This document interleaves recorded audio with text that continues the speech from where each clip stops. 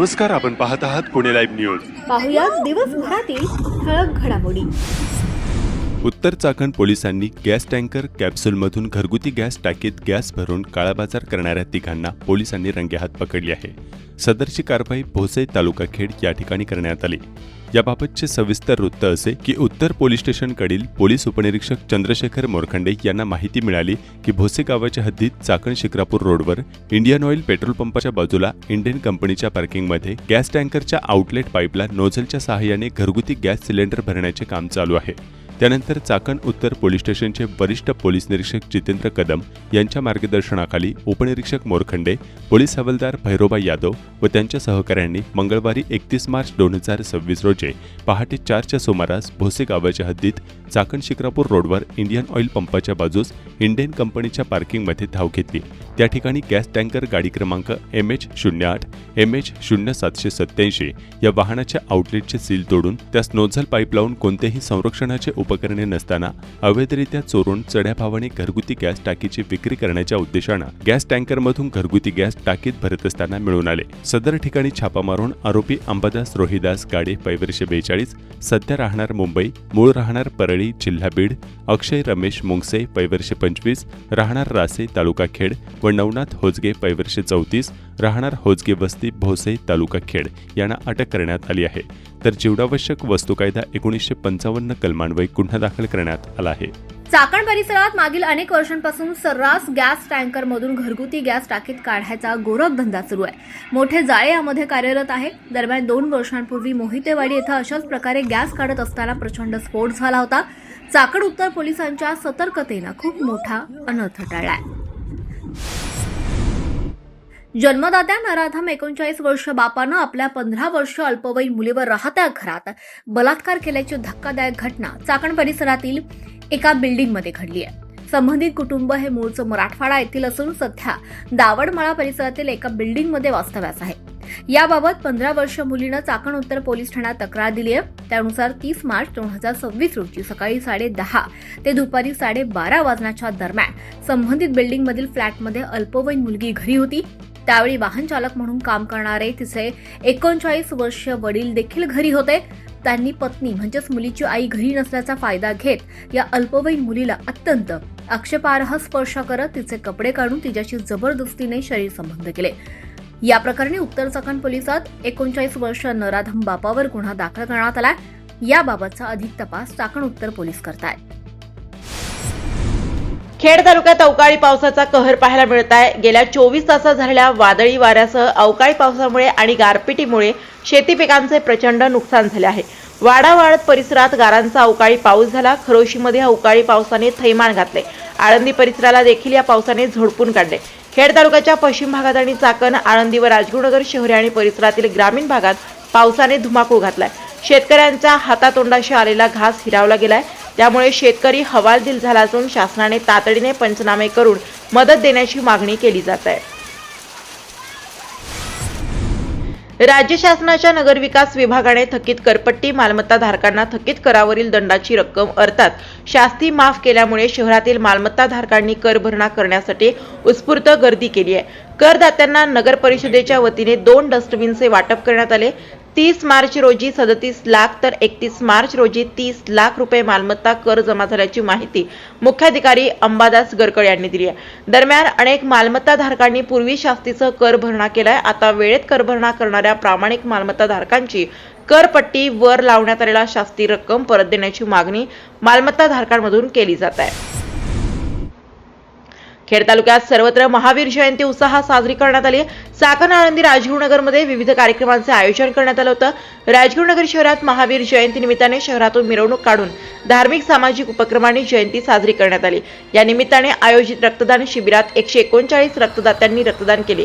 शहरातून काढण्यात आलेल्या शोभायात्रेमध्ये समाज बांधवांनी गरबा खेळून भगवान महावीर जन्म कल्याणक दिनाचे स्वागत केले.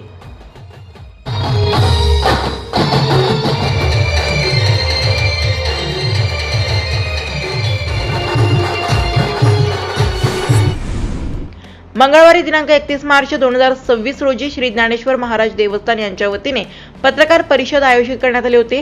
28 मार्च रोजी दिंडी समाज व संस्थांचे प्रतिनिधी वारकरी यांची पंढरपूर येथे बैठक झाली. त्यामध्ये कुठलाही निर्णय झाला नाही. त्यामध्ये काही सूचना आल्या आहेत. त्यामध्ये भवानी पेठ मुक्कामाबाबत ज्या काही अडचणी आहेत त्या अडचणीबाबत काय उपाययोजना करायला हव्यात याची सर्वांनी पाहणी करावी. सर्व लोकप्रतिनिधी असतील किंवा प्रशासन असेल त्यांच्याबरोबर कुठला पर्याय चांगला उपलब्ध होऊ शकतो याबाबत आपण सर्वांनी विचार करावा.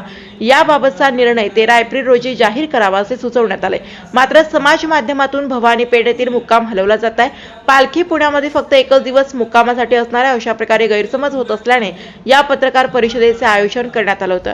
या बैठकीस पालखी सोहळा मालक आरफळकर, प्रमुख विश्वस्त भावार्थ देखणे, विश्वस्त राजेंद्र उमाप, योगी निरंजनाथ, विश्वस्त चैतन्य महाराज लोंढे, ॲडव्होकेट रोहिणी पवार, पुरुषोत्तम महाराज पाटील, व्यवस्थापक ज्ञानेश्वर वीर उपस्थित होते. दरम्यान या संदर्भात अंतिम निर्णय घेण्यासाठी बैठक चैत्र वद्य एकादशी दिनांक 13 एप्रिल 2026 रोजी आळंदी येथे संपन्न होऊन पालखी सोहळ्याच्या कार्यक्रम पत्रिकेस अंतिम स्वरूप देण्यात येईल व लवकरच सदरची कार्यक्रम पत्रिका प्रसिद्ध करण्यात येणार असल्याचं सांगण्यात आले. दिवसात उखडला रस्त्याच्या कामातील भ्रष्टाचार चव्हाट्यावर. वापगाव ते पारगाव फाटा हा नव्याने तयार करण्यात आलेला हा रस्ता निकृष्ट दर्जाच्या कामामुळे 2 दिवसात उखडलाय. सार्वजनिक बांधकाम विभागाच्या माध्यमातून 5 कोटी रुपये खर्च करून केलेल्या या कामात ठेकेदाराने मुरुम मातीच्या थरावर किरकोळ डांबर टाकून खडी टाकली. मात्र काम पूर्ण झाल्याच्या दुसऱ्याच दिवशी खडी मोकळी झाली. यामुळे रस्त्याच्या कामातील भ्रष्टाचार चव्हाट्यावर आला. या रस्त्याने वाहनाची वर्दळ असल्यामुळे दुचाकी आणि 4 चाकी वाहनांना मोठी अडचण निर्माण झाली असून अनेक दुचाकीस्वार रस्त्यावर पडून जखमी झाले. रात्रीच्या वेळी हे काम पूर्ण करण्यात आलं होतं. संबंधित ठेकेदाराने काम निकृष्ट पद्धतीने केल्यानेच या रस्त्यावर रस्त्याची दुरवस्था होत असल्याचा आरोप करून ग्रामस्थांनी जिल्हा परिषदेचे गटनेते व खेड बाजार समितीचे सभापती ॲडव्होकेट विजयसिंह शिंदे पाटील यांना माहिती दिल्यानंतर शिंदे प्रत्यक्ष जाऊन पाहणी केली. ठेकेदारावर जबाबदारी निश्चित करून दोषींवर कठोर कारवाई करण्यात यावी अशी मागणी यावेळी करण्यात आली. यावेळी जिल्हा परिषद सदस्य दीप्ती भोगाडे, पंचायत समिती सभापती विद्या मोहिते, पंचायत समिती सदस्य माऊली ढेरंगे, जिल्हा परिषदेचे माजी सदस्य दादाभाऊ पारधी, जवळकेचे सरपंच अरुण येवले, महेश कोळी, अमोल कराळे यांच्यासह या परिसरातील ग्रामस्थ उपस्थित होते. याची क्वालिटी चेक करून काम दर्जेदार झालं पाहिजे याची दक्षता घ्या. दुचाकी चोरीच्या घटनांनी उच्छाद मांडला असताना सीसीटीव्ही फुटेज आणि तांत्रिक विश्लेषणाच्या आधारे पोलिसांनी एका अट्टल चोरट्याला अटक केली असून त्याच्याकडून चोरीच्या तब्बल 11 मोटरसायकल जप्त केल्या आहेत. आळंदी, चाकण औद्योगिक परिसर आणि विविध पोलीस ठाण्यांमधील वाहन चोरीचे एकूण 11 गुन्हे उघडकीस आले आहेत. पोलिसांना सीसीटीव्ही फुटेजच्या माध्यमातून संशयित आरोपींची माहिती मिळाली. मिळालेल्या माहितीनुसार पोलिसांनी कामशेत येथून संतोष शिवराम घरे, वय 45, राहणार ओझरडे, तालुका मावळ याला ताब्यात घेतले. पोलिसांनी त्याची चौकशी केली असता त्याने पिंपरी चिंचवड आणि पुणे शहराच्या विविध भागांतून दुचाकी चोरल्याची कबुली दिली. आरोपी संतोष घरे याच्याकडून पोलिसांनी Splendor pro, Activa, Splendor plus आणि हिरो पॅशन अशा विविध कंपन्यांच्या एकूण 11 दुचाकी हस्तगत केल्या. या जप्त केलेल्या मुद्देमालाची एकूण किंमत 5,95,000 रुपये इतकी आहे. या कारवाईमुळे संत तुकाराम नगर, सहकार नगर, महाळुंगे MIDC, आळंदी, सांगवी आणि तळेगाव MIDC या पोलीस ठाण्यांमधील चोरीचे गुन्हे उघडकीस आले आहेत. खेड तालुक्यातील पाईट, पाळू, आंबोली, वांद्रे या रस्त्याची अत्यंत दुरवस्था झाली आहे. आता या रस्त्यावर प्रवास करणं अवघड झालंय. रस्त्यावर मोठ्या प्रमाणात खड्डे पडलेले आहेत. धोकादायक म्हणजे रस्त्याच्या साईड पट्ट्या ह्या 3 फूट खाली गेल्यात. एकरी रस्त्यावरून जीवघेणा प्रवास रोज करावा लागत असल्याचं स्थानिकांनी याबाबतचे व्हिडिओ पाठवून कळवलाय. खेड तालुक्यातील गडद गावात विठ्ठल रखुमाई वाढदिवस सोहळा धार्मिक वातावरणात पार पडला. ग्रामस्थ यावेळी मोठ्या संख्येनं उपस्थित होते. पाईट धामणे फाटा ते कोयेपर्यंत रस्त्याचं कॉन्क्रीट काम सुरू झालंय. काम चांगल्या प्रतीचं करण्याच्या सूचना आमदार बाबाजी काळे यांनी संबंधित विभागाला दिल्यात. शिरोली ते वांद्रा रस्त्याचे राज्य शासन चौपदरी करणार आहे. यासाठी देखील आमदार काळे यांच्याकडून पाठपुरावा सुरू असल्याचं सांगण्यात आलंय. अवकाळी पावसाच्या छायेतच खेड तालुक्यातील पाईट गावची यात्रा आणि बैलगाडा घाट संपन्न झाला. नागरिकांचा या सर्वच कार्यक्रमांना असा उदंड प्रतिसाद मिळालाय.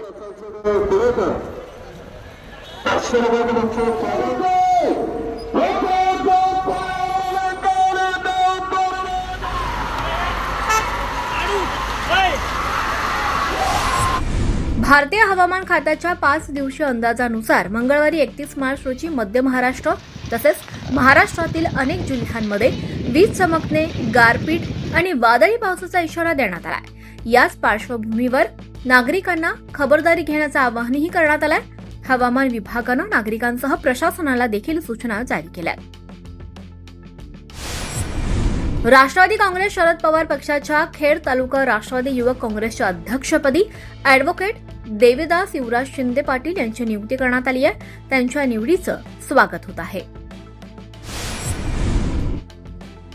खेड तालुक्यात गावागावात नागरिक गॅस सिलेंडरच्या तुटवड्यामुळे त्रस्त झाले आहेत. राजगुरुनगर शहरात गॅस सिलेंडरच्या तुटवड्यामुळे नागरिकांना मनस्ताप सहन करावा लागत आहे.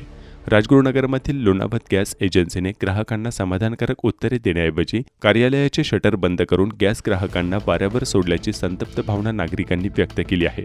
पूर्वी 30 दिवसांत मिळणारा गॅस सिलेंडर आता 45 दिवसांनी मिळत असल्यानं महिलांच्या स्वयंपाकघरात अडचणी पाडलेल्या आहेत.